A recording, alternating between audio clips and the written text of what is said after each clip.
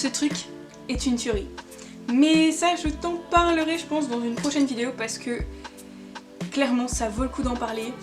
Ce n'est pas un café avec du lait parce que c'est totalement indigeste, mais je t'en parlerai dans une autre vidéo. Salut toi, j'espère que tu vas bien. Aujourd'hui, on se retrouve dans une nouvelle vidéo comme à chaque fois qui va parler de comment rester organisé pendant le confinement. Alors clairement, il y en a qui n'ont absolument pas cours et il y en a qui ont cours, comme moi. Et personnellement, rester à la maison pendant le confinement rime à zéro motivation pour bosser et clairement, j'oublie de rendre mes travaux à chaque fois. Je suis dans une école supérieure et clairement, si tu oublies de rendre tes travaux, t'es un petit peu dans la merde. Donc, aujourd'hui, je te donne mes tips pour rester organisé. Et à partir de lundi, je me réorganise totalement pour pouvoir enfin rendre mes travaux en temps et en heure et garder ma crédibilité que j'ai depuis la rentrée, parce que depuis la rentrée, je fais énormément d'efforts par rapport à ce que je faisais quand j'étais au lycée pour travailler et pour vraiment garder cette motivation que je n'ai absolument pas eue depuis le début du confinement. Du coup, mon premier tips, ça va être de continuer ton bullet journal si tu en as un et de te faire un planning si tu n'en as pas. Alors clairement, nous on a énormément de cours différents. On va avoir par exemple relations presse, on va avoir par exemple introduction à l'événementiel, on va avoir culture juridique de la communication. Donc on va avoir vraiment des cours qui sont très différents, des cours qui parfois ont lieu une semaine sur deux. Du coup parfois ça va être compliqué de se souvenir de tout ce qu'on a à faire. Et n'ayant plus d'agenda mais ayant un bullet journal, moi ce que je fais c'est que je fais donc un nouveau tracker dans mon bullet journal. Pour le mois de avril, je note ce que j'ai à faire avec une case du en cours et une case du rendu, parce que ça m'est déjà arrivé, même ce matin en fait, de me réveiller en sursaut en me demandant si j'avais rendu mes projets et envoyer un mail en prof en demandant si justement j'avais envoyé le projet et que je le renvoie et qu'il me dit tu me l'avais déjà envoyé, ou alors ne pas envoyer et dire Faustine, j'ai pas reçu ton projet. Crédibilité zéro. Donc du coup on garde son bullet journal si on n'en a pas. Sinon je te montre ce que je fais sur une feuille de papier. Je te le mets aussi en PDF pour que tu puisses l'imprimer. Après je pense que c'est plus pratique si tu l'imprimes et que tu le plastifies. Ensuite tu prends un feutre Velleda et tu le notes directement sur le papier plastifié avec le Velleda pour que tu puisses ensuite l'effacer et le remettre. Comme ça au moins, et ben ça fait pas de déchets et c'est encore mieux. Deuxième conseil, ça va être de te lever en fait à la même heure que quand tu vas à l'école, ou alors un petit peu plus tard, mais tu vas pas te lever à 9h ou à 10h. Personnellement, je me lève à 7h30 voire 8h. 8h30 quand je suis vraiment fatiguée, mais c'est rare. Et je ne me couche pas tard non plus, j'essaye de me coucher aux alentours de 10h30 maximum. C'est vrai que parfois ça m'arrive de rester jusque 11h, 11h30 parce que j'ai énormément de choses qui me trottent dans la tête.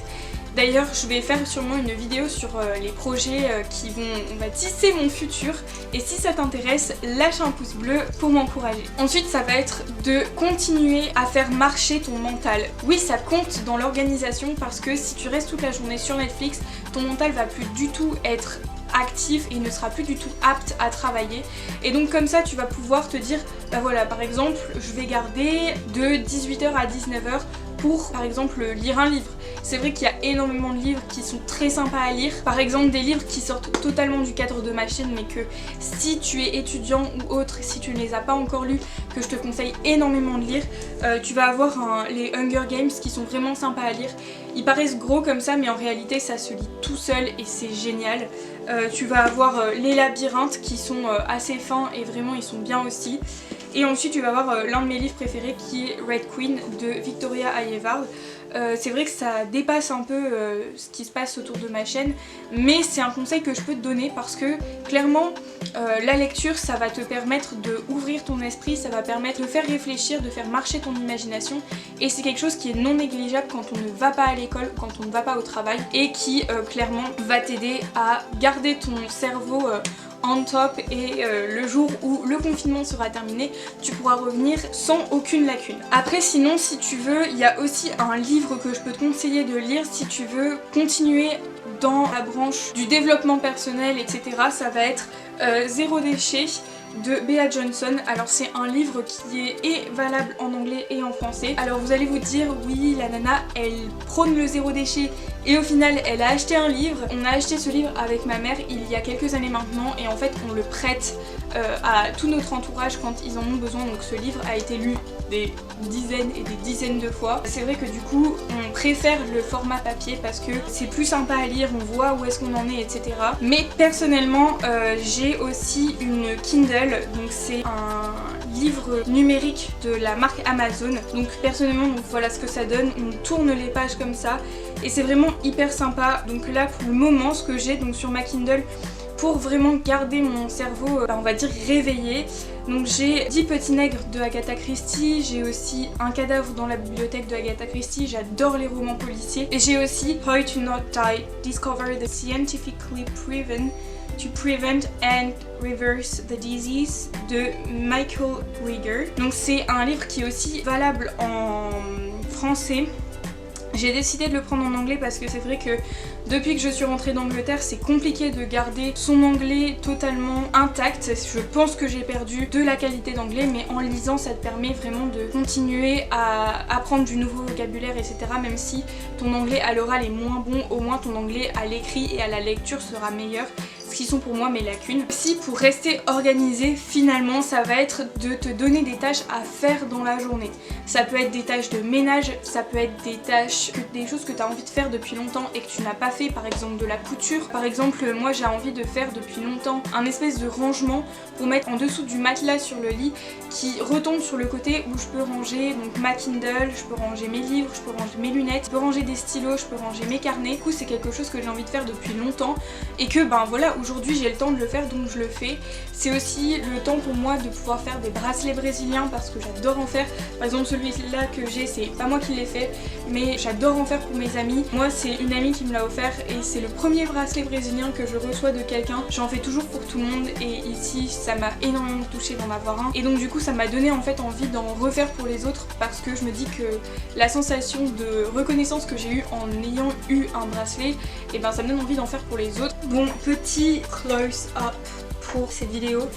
Clairement, je suis pas supposée mettre ça sur YouTube, mais je vais le mettre quand même. Pendant ce confinement, c'est vrai que on pense beaucoup aux personnes avec qui on a l'habitude de traîner, des personnes avec qui on a l'habitude d'être et on regrette de ne pas profiter assez de ces moments-là. Il y a une de mes amies qui vient de m'envoyer des photos sur un événement où on avait été bénévoles toutes les deux et clairement, ça m'a mis énormément d'émotions en moi parce que c'est quelqu'un qui compte énormément pour moi et c'est vrai que je suis hyper heureuse d'avoir profité à fond de ce moment-là avec elle et avec personnes qui étaient à cet événement. On n'a pas l'habitude de réaliser à quel point on a de la chance d'avoir un entourage, des personnes qui nous sont chères, des personnes qui nous aiment et qu'on aime en retour, des personnes qui nous font rire, des personnes avec qui on a des délires qu'on n'a jamais eu avec d'autres. Et c'est vrai que ça c'est quelque chose qu'on réalise à l'heure actuelle.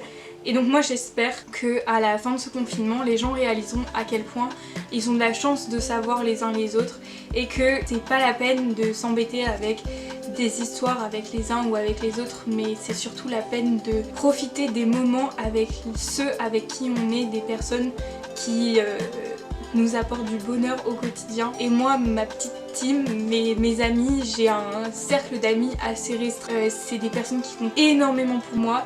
D'ailleurs, il y a une de mes amies qui a une chaîne sur YouTube qui s'appelle Justine Rousse, donc je te la mets en barre d'infos pour que tu puisses aller voir. C'est une personne juste sensationnelle. Je voulais juste que tu te rendes compte que tu as forcément au moins une personne dans ton entourage que tu aimes plus que tout au monde et tu ne réalises pas que chaque moment que tu passes avec elle est juste magique.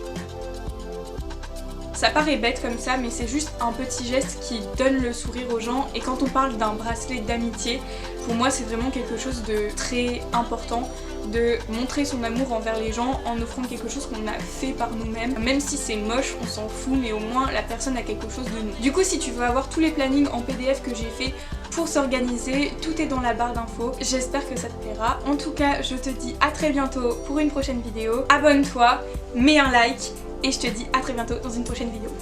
Bisous!